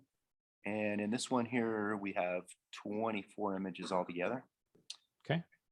Starting with this one, which is Annual Snow Trot. Annual Snow Trot. So I gave this one a 5. And the reason that I did that, I think that the turkey itself, the subject matter, the focus there is good. There's texture detail in the feathers. However, it's just floating in white space. There's no ground, there's no anything. And it even looks like the feet and the feathers on the lower left corner look like they're even fading out as well. So that's my whole issue with this one. And then in the big vacant space, it's camera left. So I feel like we need some context. We need some foundation for this image. Okay, as the storm passes, Ooh, I gave this one an 8. I really do. I really do love this one. And I love the use of the reflection and the composition. I do feel that we have a little too much sky. And I know what happens, you get out there in these landscapes and you're like, man, everything is gorgeous and you want to get everything in the frame. And in reality, you got to pick and choose. And with this image, we have a little bit too much dark on camera left. We don't need all that mountain in there. I see what you're trying to do, but we don't really need to do that. Crop a little bit on the right, crop a little bit on the left, and take about half of the sky off the top. And then it's really strong. And that horizon will lift a little bit, so it won't be so much in the center. Yeah, okay, I was at 8. Okay, blanketed. just making sure. Blanketed. So blanketed, I was at a 5 on this. This is one of those images where I'm sure it was beautiful to stand there, and I'm sure that it was just wonderful, to feel the cold or smell the forest and stuff, but it doesn't translate in the photograph. And the triangular shapes and stuff are really great, and I think you could probably edit this image to get it further, to really lean into it. But we have this bright lower right hand corner that draws us out of the frame. The center is actually the distant mountains. The range is actually softer. They're more out of focus, which is really where your subject matter is. So, and it's just everything is kind of competing for my interest. And what was the score on that? Did you catch the score? 5. Let's see. Next is Buried in Clouds. I gave this one a 6. I just have to look at my notes. I gave this one a 6. This is really fun. I love the fact that the clouds are really sort of framing this. So I got my foreground, my middle ground, and my background. I feel like because we have the dark mountain ridge going out of the frame on the left, we should have the same thing happening on the right. And that way it's like bisecting the image. I can't tell, maybe it's just me, but it doesn't look sharp on like the center rock face. So I tried not to consider that too much, but it doesn't look sharp to me. But the other thing is just in that rock face, that's really not where my eyes go. My eyes go to the clouds in the lower left-hand quadrant. And I think that it really needs to go to the rocks and go to the mountains. So some dodging and burning, a little more additional contrast, bring some more punch in there. And this image would get a lot more powerful. Dancing Cosmos. Dancing Cosmos. I gave this one an 8.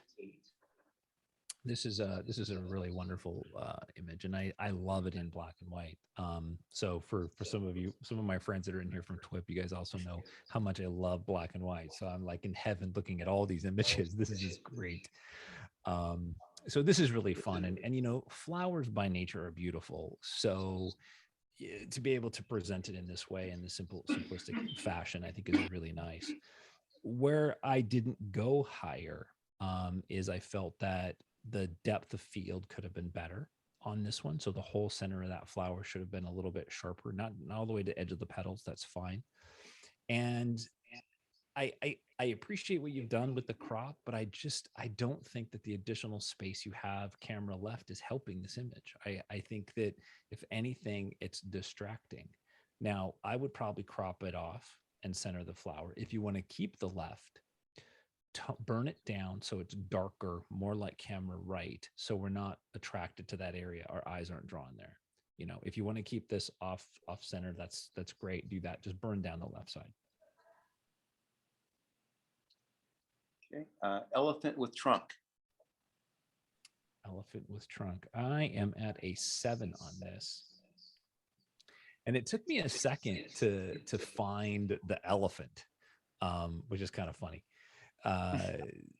Because I had to look around. I'm looking around. I'm like, where's my elephant? And I didn't see it. And then I saw the eye, and I was like, oh. So I love that. I love the fact that it was a little bit of a mystery. what really sort of kept me from going much higher, and I love your presentation, by the way. I think that really sells the image well. Is I'm going to say the area behind the elephant, right, or in front, is not really necessary information, right? Like you could crop half of the left frame off, and then get the eye out of the dead center. I don't think that that lends itself for this image. I think that if you could lift the image, lift the eye a little bit more up and a little bit more to the right, get closer to that third, I think you would have a much more powerful image. And just do a little bit more dodging and burning so that the outside of the eye is slightly darker, and then the brightest spot would be the eye itself. And I'm talking maybe half a stop through that whole range. But I really love this. This is really nice. Frozen Stars. Frozen Stars. I gave this an 8. I really did like this, and this is really wonderful. I know exactly what to look at. I know where to look, and I love those patterns in there. For me, and this is great in black and white because it really just shows us those patterns. So if colors aren't adding to the image, then we should take them out and go black and white. What I would do on this image though is I would crop in really tight. I mean, I would come in just barely off the edges and force me inside that bubble. Right now, there's just too much of that blank space around the outside that we don't need. I can't tell if it's Photoshop work or it's just the nature of the image, but on the left side of the bubble, right about 9 o'clock, it looks like the outside edge of what would be a sharp line has been broken. And there's some fracturing there, or Photoshop work has happened there, but something looks like it's been going on there. So I would have a look at that. All right. Frozen.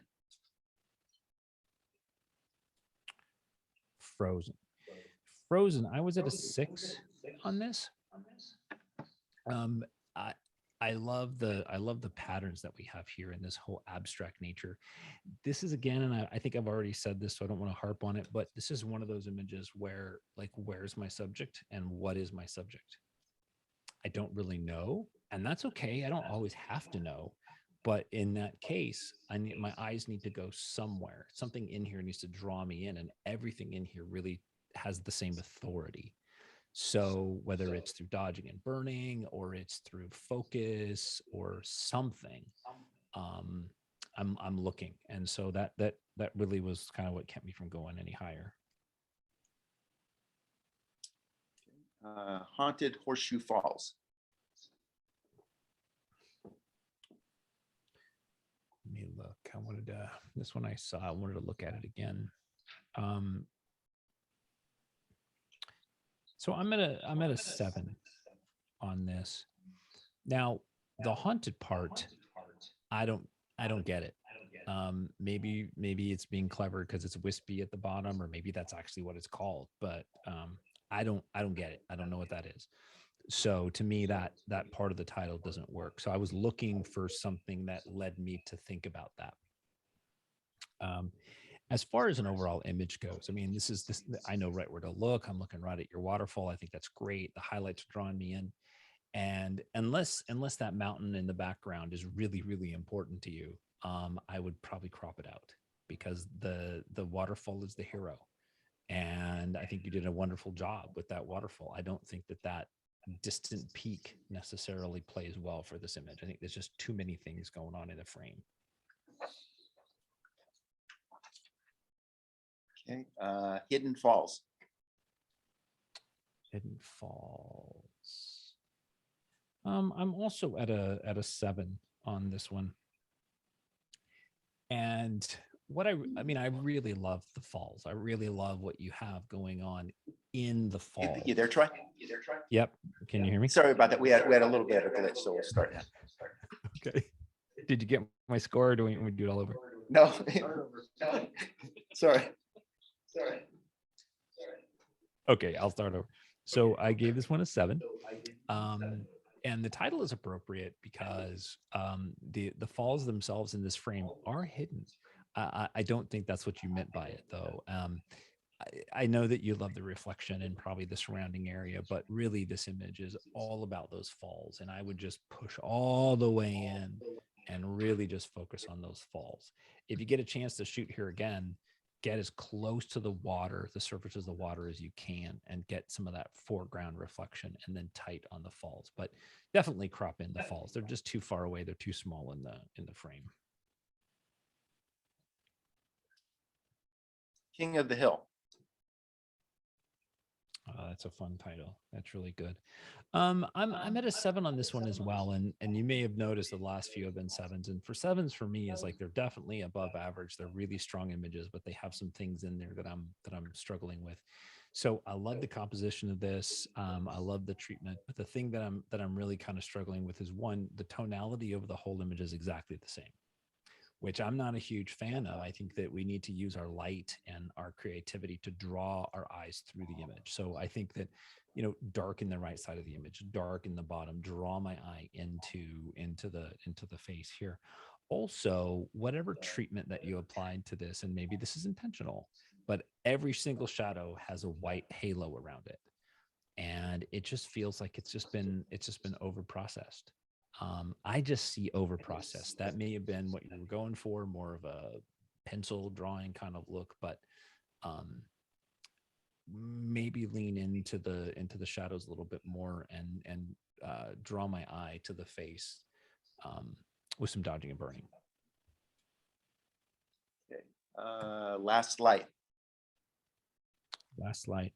I give this one a 6. And this is one of those kind of scenes that's hard to resist. Like you have to photograph this. But these are also some of the hardest scenes to photograph, because what's your subject? What's your subject matter? Where are my eyes going to land? What do I want the viewer to look at? What's the story that I'm trying to tell you?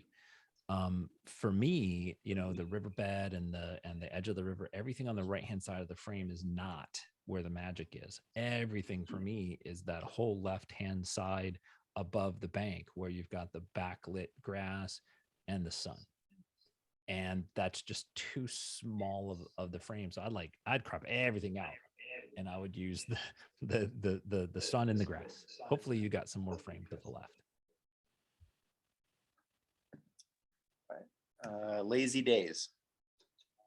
Lazy Days. So I gotta look at this one, because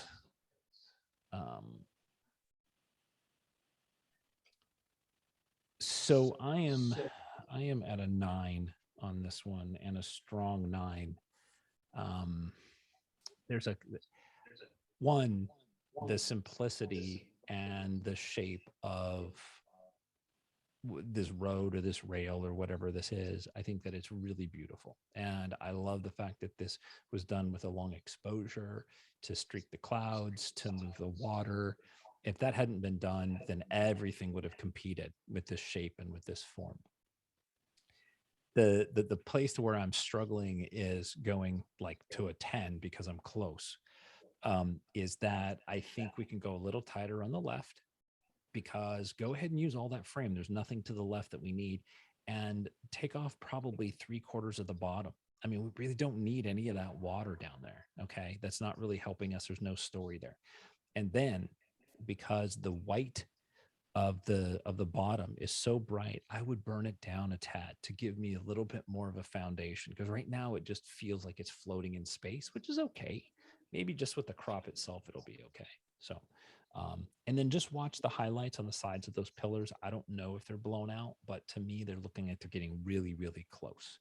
So make sure none of those highlights on the pillars or the steps or the bases are blown out. So. Let There Be Light. This is that one. I remember The full frame version. I changed my score a little bit. Yeah. I'm at a 6 on this, and I love the whole composition of this image. I think what a wonderful image and a perspective this is. Again, very much like I've said, where I struggle is that the shadows are flat, And which means by having the flat shadows and a lack of contrast, I'm not really drawn into those rays of sunlight that are coming down. And I think that that's really where the magic of this image is. So lean into that, bring the shadows down, let the light really sort of pop out those light rays. And I think you would have a much, much, much stronger image. And I also don't think that like the left half of this image has anything to add. I think the hero of this is where the sun is hitting the mountain or the hills on the right. I think that's your hero.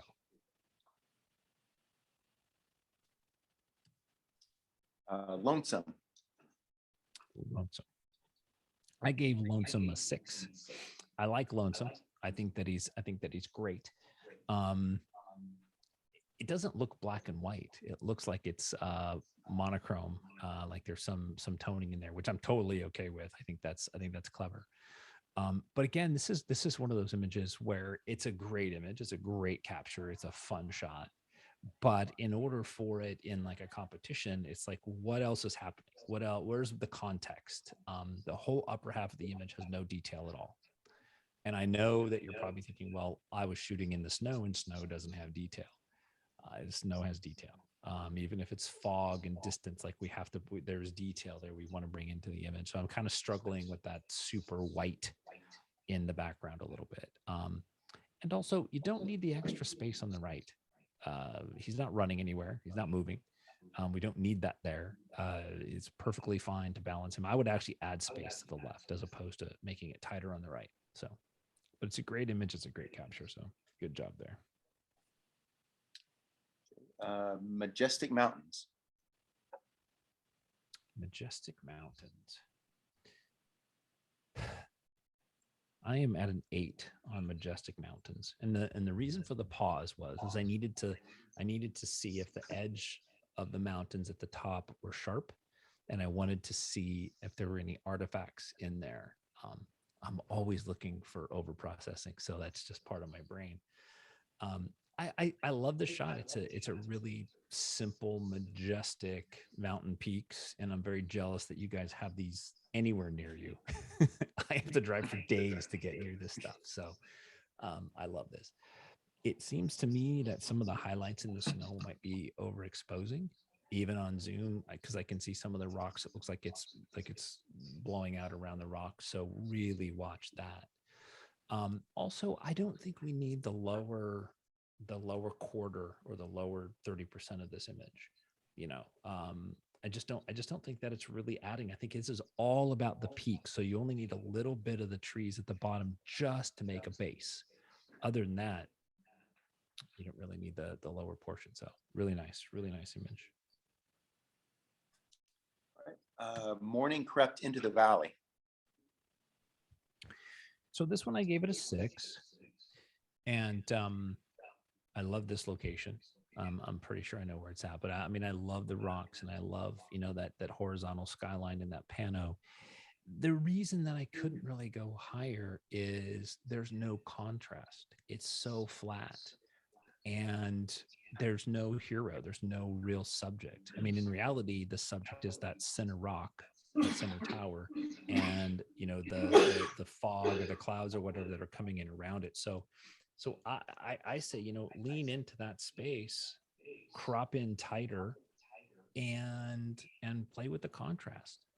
Deepen those shadows, but bring out those highlights and those rocks and those striations. I mean, those are such wonderful textures. You could really bring those out.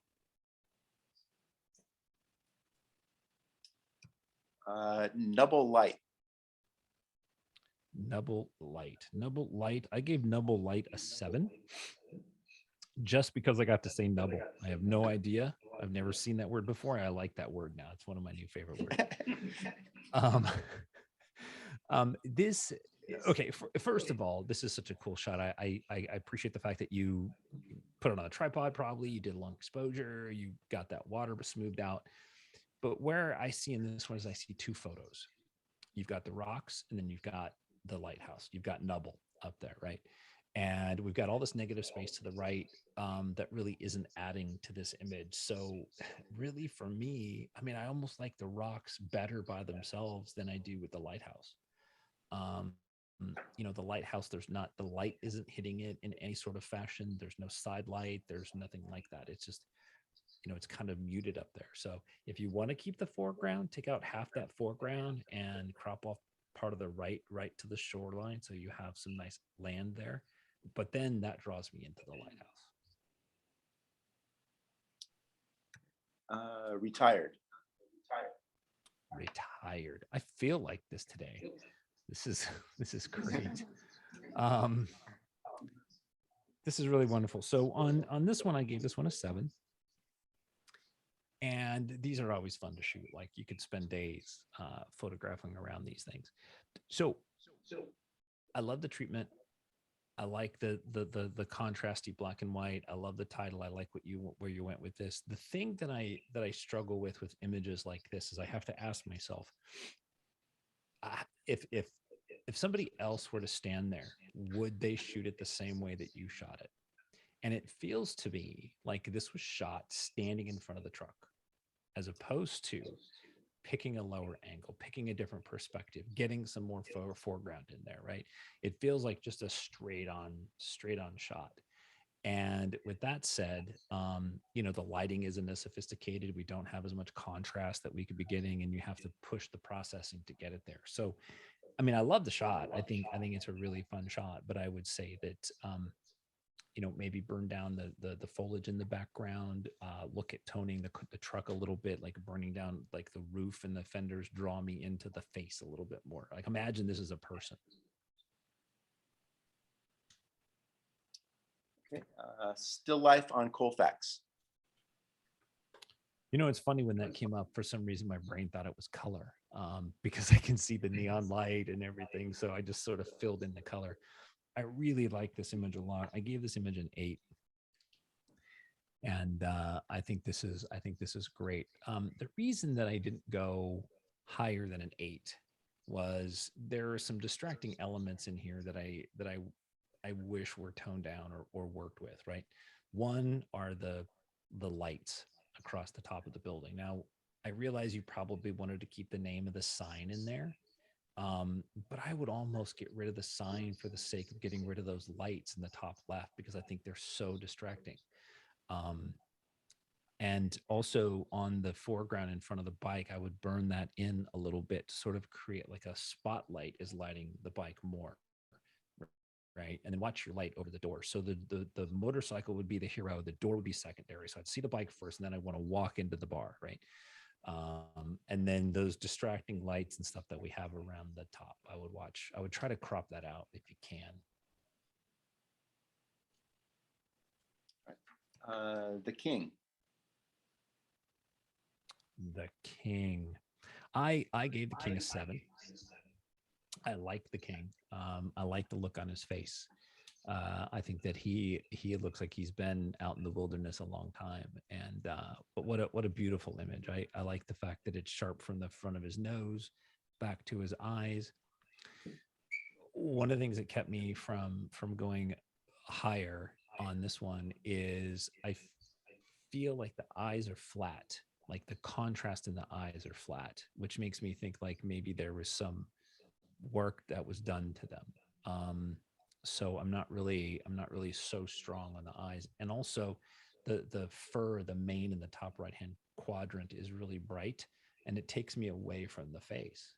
So I'd love to see some dodging done on the top right hand corner, bring that mane down and bring me into the face, bring up the muzzle, right? Like the whiskers and the nose and the bright colors in there, or not bright colors, but the highlight area, bring those areas up so I can be drawn into the face more. Okay. The Mothership. The Mothership. I gave the Mothership a 7. I like the Mothership. I don't even know where that is. Normally I know where these things are. That's pretty cool. That's a neat perspective. What kept me from going higher? So I really appreciate the texture. I really appreciate, the angle. I don't think we need that foreground, to be completely honest. I think that this image, it would be super strong without that foreground. I don't think it adds to the image. I don't think that it tells a better story. So I really like that. I think maybe just cropping that foreground off and just keeping in the mountain, just the peak itself. And then I understand we have our light coming from camera right, but bring down the clouds a tad. You know, it's pulling us out of the frame to the right, and we really don't want to do that. And that was the 7, right? Is that what you said? Correct. Okay. Let's see. Towering over the valley. Towering over the valley. I gave this one a 6. And this is, you know, I've already mentioned it in some of the landscapes, is that, you know, these are one of those scenarios that I'm sure it was beautiful to stand there, but in this frame that I'm given, there's so many things that are really sort of competing for my attention. Especially the sky is brighter than the mountain, and the mountain, you know, face in the foreground, right? And so I think that you probably have enough resolution here, is, you know, I would probably crop into the foothills, right, or into the toes of the mountain, and just show all that texture with some foreground of the riverbed. Don't worry about the peaks and the top and the clouds in the sky. I think those are distracting to us. And mostly the reason I say that is that if you had these really wonderful wispy clouds that were lit by the sun or something that would fill that vacant space, that would help make it stronger. But even with that, I don't think our foreground is necessary. There's nothing in there that we need. So I would try to minimize that.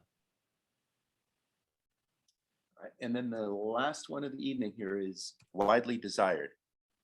Widely desired. Very clever title. I like that. I gave widely desired a 7. Mostly because I'm a pickup kind of guy. No, I'm kidding. I like this. This is a fun shot, and I like what you did with that wide angle sort of fisheye shot, right? The headlights are sharp, the hood is clean, the windshield is mostly clean. I see some streaks, or, you know, there's something in there that I would work on, right, to really perfect. For me, where I struggle with images like this, and I'm sorry about it, I mean, I've said it before, is it's just floating in space. And, you know, maybe you shot it at a car show and you wanted to remove the background, and I get that.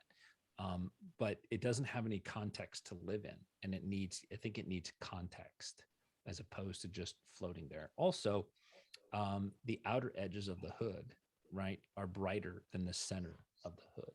And that hood should be the same tone brightness roughly across the hood, so that we don't lose the shape, but it shouldn't go as dark in the center as it did. And that was, what was this? 7. Thank you.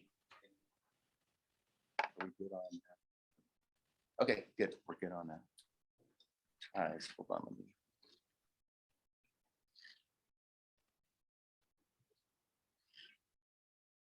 There we go. Okay, great. Thank you. Here we're, hold on a second.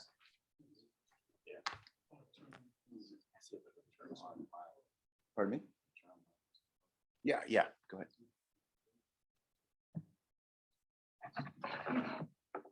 ahead. Okay, hopefully we don't have any echoing. Want me to stop sharing? Yeah, you can. Okay, there we go. All right, so for total scores and Can you guys hear Chuck? Wait, Can you guys hear Chuck going? He's He's just going over. Sorry. okay, here we go with the placement for the night. For beginner digital color, first place is What You Looking At by Carolyn Ryman. Second place, Mile High Seats by John Marriott. Third place, Big Cat, Big Eyes, Carolyn Ryman. Honorable mention. You need to move up. Honorable mention, Isn't It Grand, Gary Hubel. And the Judge's Award, Who's in Charge by Bruce Ryman. Yeah. All right, advanced digital color. First place and Judge's Award, Switchback, me.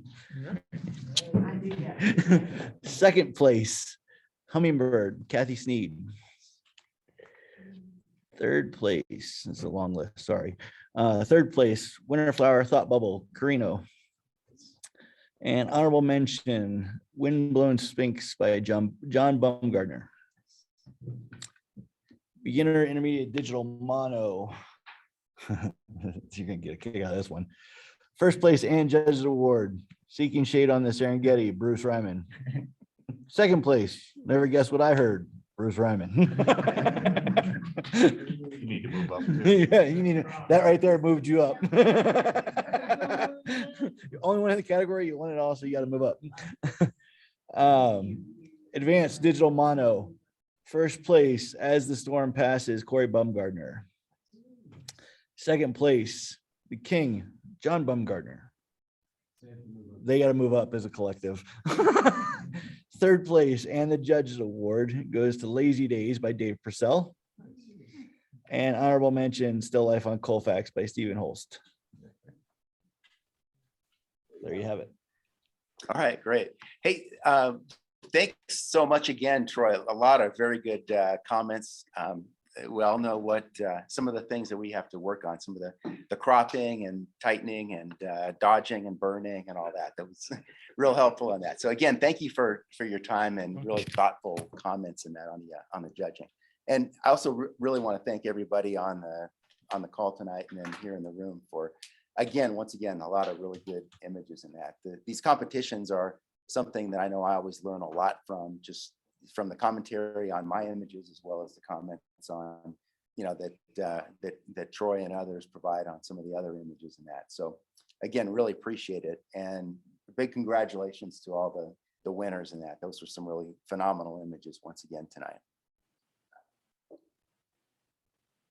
And then let's see, we're about 10 after 9. We have to be out of here in a few minutes or the police show up, right? We have it. But Troy, thanks again for your attention to time in that, because I know that when we have close to 70 images or whatever in that, it's tough to keep that, especially when we had a couple of glitches and turn the sound off and turn the sound back on or whatever in that causes some delays. But thanks again for paying attention to that time and keeping things no worries, moving no worries. along. I hope to do this in person one of these days. I can. Stay within the time frame that we have here. So. Yep. Thank you guys. It was fun. All right. Yeah. Thanks again. Yeah.